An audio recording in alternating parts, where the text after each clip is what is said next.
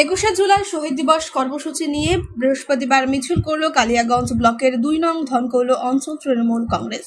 এদিন কালীতলা মোড় থেকে শুরু করে ডালিমগাঁও এলাকার পরিক্রমা করে ডালিমগাঁও রেল স্টেশনে গিয়ে পথসভা শেষ হয়। এদিনের মিছিলে পায়ে হাঁটেন ব্লক তৃণমূল সভাপতি তথা জেলা পরিষদের কর্মাধ্যক্ষ নিতাই বৈশ্য, জেলা পরিষদের সদস্য রামদেব সাহানি, অঞ্চল তৃণমূল সভাপতি সাধন সরকার, ধনকৈল গ্রাম পঞ্চায়েতের প্রধান ধৃতি বর্মন, অঞ্চল তৃণমূল চেয়ারম্যান সঞ্জীব বর্মন, সানি বাজাজ, ব্লক মহিলা সভানেত্রী পঞ্চমী দাস সহ অন্যান্যরা। এদিনের মিছিলের মাধ্যমে 21শে জুলাই কলকাতার ধর্মতলায় শহীদ দিবস সমাবেশ সফল করার ডাক দেওয়া হয়।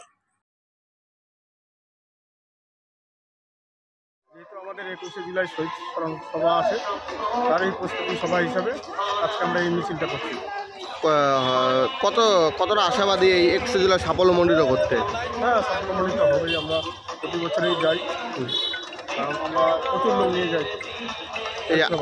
আজকে মিছিলটা কোথায় কোথায় পরিক্রমা করলেন? আমরা এই কালীতলা মোড় থেকে ডালিমগাঁও হাটে মিছিলটা করব।